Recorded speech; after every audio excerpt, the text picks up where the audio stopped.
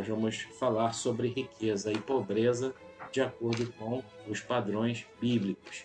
Então, eu te convido que você abra sua Bíblia no livro de Lucas, Evangelho de Lucas, capítulo de número 18.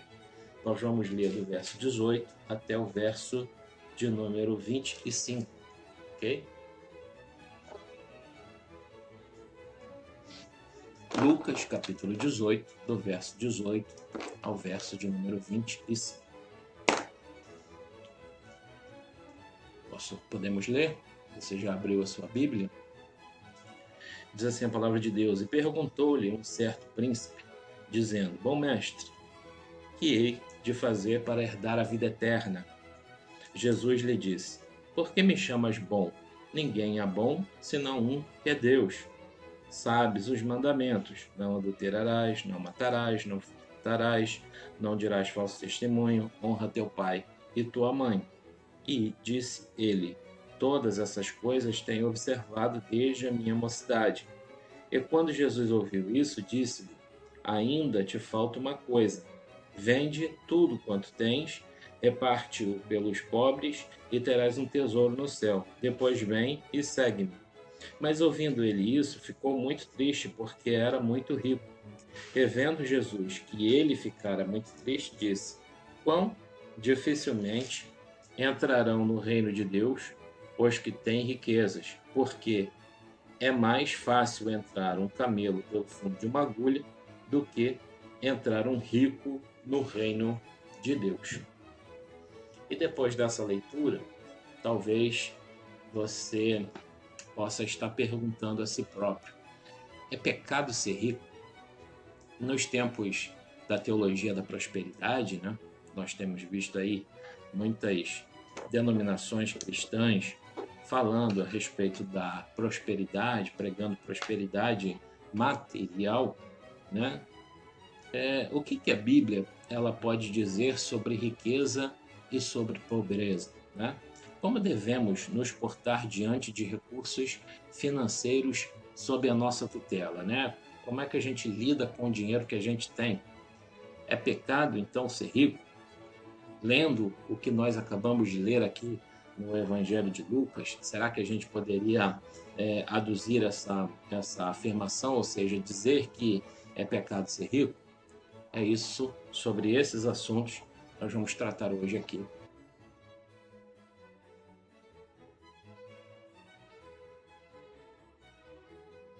Bom, pessoal, o amontoar egoísta de bens materiais é uma indicação de que a vida já não é considerada do ponto de vista da eternidade. Colossenses capítulo 3, verso de número 1.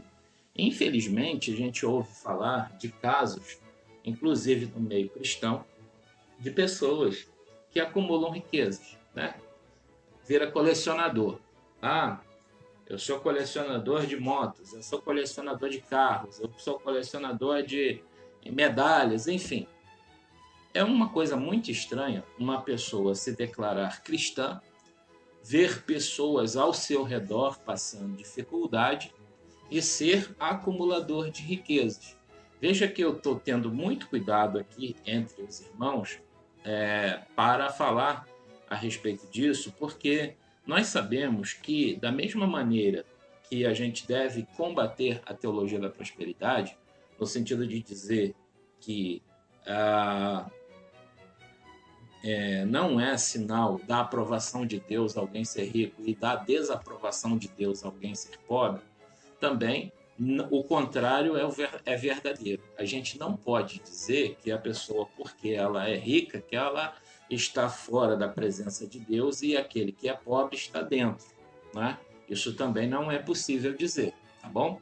Então seria uma teologia da prosperidade ao inverso. Não, nenhum dos dois é verdadeiro, tá certo? O que nós estamos tratando aqui é que, e falando até aqui onde a gente foi, né?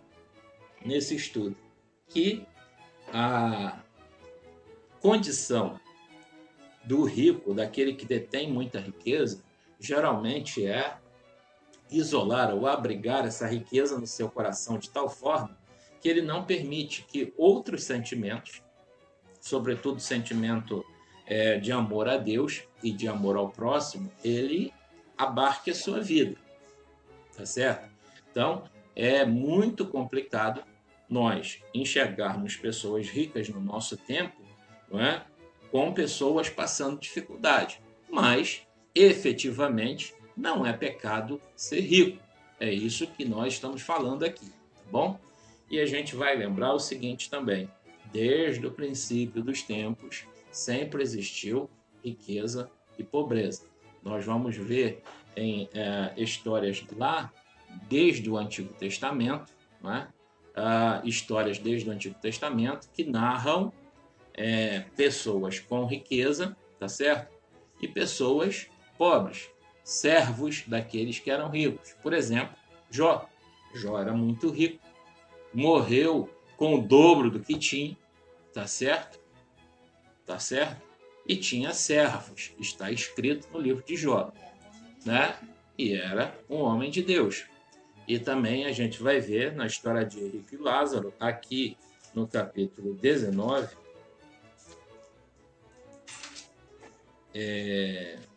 perdão, pessoal, no capítulo 16 mesmo, né? A gente vai ver a história de Henrique e Lázaro, 16, 19 a 31, onde Jesus conta a história de um homem rico e de um homem pobre, sendo que o pobre estava ligado a Deus e o rico não. Então, a gente não pode fazer, tá, essa ideia fechada de que o rico ele é um ateu, é um materialista, é alguém que não vai entrar no céu, e o pobre, coitado, gente boa, todos eles vão entrar no céu. Isso também não é verdade, tá bom? O amontoar egoísta de bens materiais é uma indicação de que a vida já não é considerada do ponto de vista da eternidade. Então, essa pessoa que está acumulando egoisticamente bens, ela, obviamente, não está enxergando, ela não está olhando para o futuro, ela só está olhando para o presente e só está olhando para a vida material. Colossenses 3:1. O egoísta e cobiçoso já não centraliza em Deus o seu alvo e a sua realização, mas sim em si mesmos e nas suas possessões, né? Essa pessoa que é egoísta e que é cobiçoso, ela só está ponderando para a sua vida aquilo que ela tem e não aquilo que ela espera, tá? O fato de a esposa de Ló, por exemplo, né, por todo o coração dela, numa cidade terrena e nos seus prazeres, né, e não na cidade celestial, resultou na sua tragédia. A gente vai ver lá no livro de Gênesis, capítulo 19, 16, 26, Lucas 17, 28, 33, Hebreus 11, 8 a 10, quando a gente vai falar a respeito da esposa de Ló, né, ali a gente vê que o anjo ele foi até aquela cidade de Sodoma e Gomorra e mandou que aquelas pessoas, Ló e a sua família, saíssem da cidade de Sodoma e Gomorra sem olhar para trás. O que significaria olhar para trás? Era uma simples questão de desobediência? Também era desobediência. Mas olhar para trás representava, naquele momento, ter saudade, saudosismo, né? Ter amor por aquilo que não deveria ser amado de maneira alguma, que era a cidade de Sodoma e Gomorra e os seus comprometimentos morais. E aí nós vemos que Ló obedece ao anjo, que as filhas de Ló obedecem ao anjo, mas a esposa de Ló não. Ela vira para trás e olha para a cidade. Aquele virar para trás e olhar para a cidade representou que ela, o coração dela, estava contaminado, tá certo?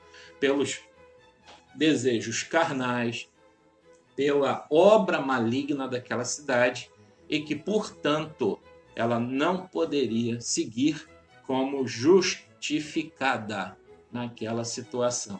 E por isso ela foi transformada numa estátua de sal, conforme está escrito lá no livro de Gênesis, tá bom?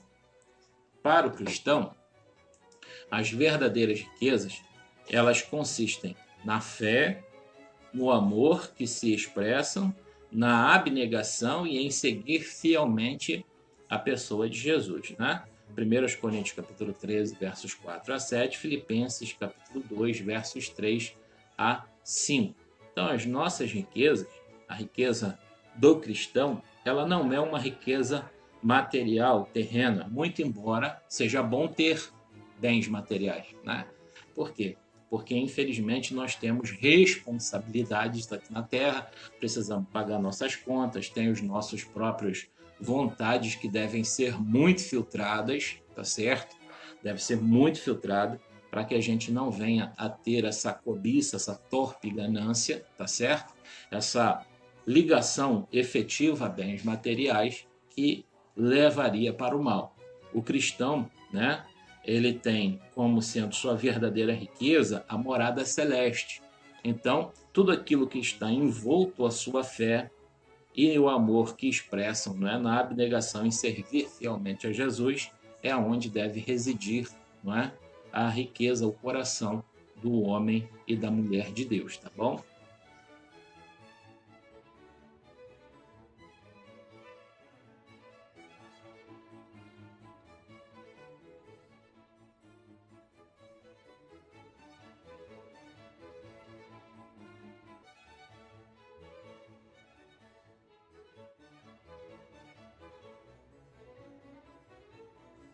Quanto à atitude correta em relação a bens e a seu usufruto, o crente ele tem a obrigação de ser fiel. Ponto. A gente vai ver lá em Lucas, capítulo 16, verso de número 11. 16, 11. Pois, se nas riquezas injustas não fostes fiéis, quem vos confiará as verdadeiras, né? Ou seja, as riquezas justas. Então, quanto àquilo que nós temos, quanto àquilo que nos é dado, nós que somos cristãos, nós temos, obviamente, que sermos fiéis. O cristão não deve apegar-se às riquezas como um tesouro ou garantia pessoal. Pelo contrário, deve abrir mão delas, colocando-as nas mãos de Deus para uso no seu reino, promoção da causa de Cristo na terra, salvação dos perdidos, atendimento às necessidades do próximo. Mas aí vai acontecer uma coisa, né? Se eu te pegar tudo que eu tenho e doar por amor ao próximo, vai acontecer que eu vou ficar pobre. Será? A palavra de Deus ela vem dizer que aquele que é fiel no pouco, Deus coloca no muito. Foste fiel no pouco, no muito te colocarei. Então, existem garantias, tá, bíblicas para aquele que tem um comportamento doador, tá? Aquele comportamento de que recebe bens e que abre mão livremente desses bens. Aí você vai virar para mim e vai falar assim, então você está apoiando a política da Igreja Universal do Reino de Deus, e infelizmente eu citei uma igreja e normalmente eu não faço isso aqui no Falando de Fé. Perdão. Você vai, né, endossar o que diz a igreja A, que diz que você deve pegar tudo aquilo que você tem e doar para a igreja. Não é isso que está escrito nesse texto. Tá? Existem pessoas da igreja A, da igreja B, da igreja C, da igreja D, que são mal intencionadas, que usam a palavra de Deus ao seu favor. Eu não estou falando para você pegar tudo que você tem e doar para a igreja A, para a igreja B, para a igreja C. Não é disso que se trata as escrituras sagradas, tá certo? E não é disso que se trata o que eu estou falando aqui hoje. O que eu estou falando é que você tem que ter um coração doador, tá certo? E você é capaz de enxergar as dificuldades do próximo, não o que determinada pessoa faz para você fazer. Você tem autonomia espiritual. Deus ele te deu capacidade de enxergar o próximo e a necessidade dele. Então você tem que fazer pelas suas mãos. Fazer o bem ao próximo pelas suas próprias mãos. E não porque alguém está dizendo para você fazer uma doação A para a igreja B porque a igreja C não sei o quê. Tá? São coisas distintas do que nós estamos tratando aqui. Voltando para o nosso tema, devemos lembrar que tudo quanto possuímos pertence a Deus.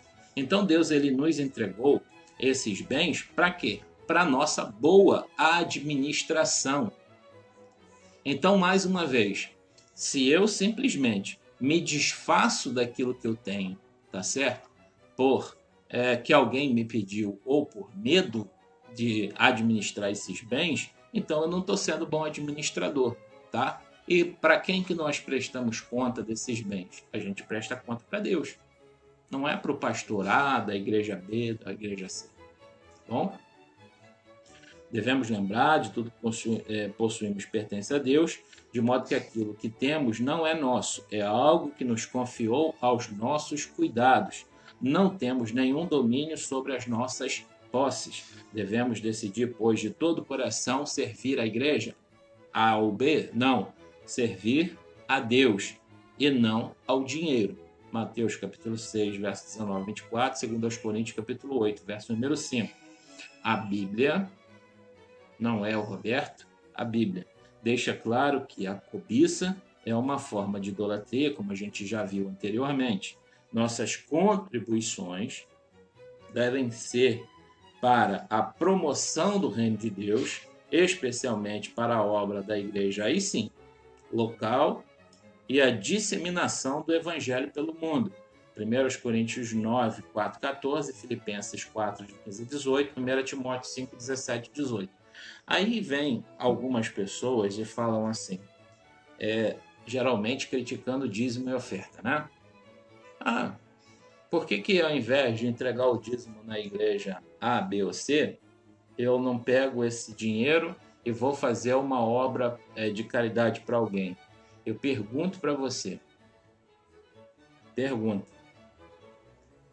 se você pegar esse dinheiro, seja lá qual dinheiro for, e fazer a compra de um mês de uma família, no mês seguinte vai ser feito o quê? Mas eu safei a fome daquela pessoa por um mês. Aí o mês que vem o outro faz. E se o outro não fizer? Por isso que a boa administração, ela resolve muitas questões, tá? Então não adianta a gente ficar fazendo esforços pessoais também se a gente não tem uma continuidade. É a mesma coisa que você, né, pegar um solo e dizer, eu vou plantar aqui alguma coisa. Você começa a preparar o solo, na metade do tempo, você desiste daquilo, vira as costas e vai embora.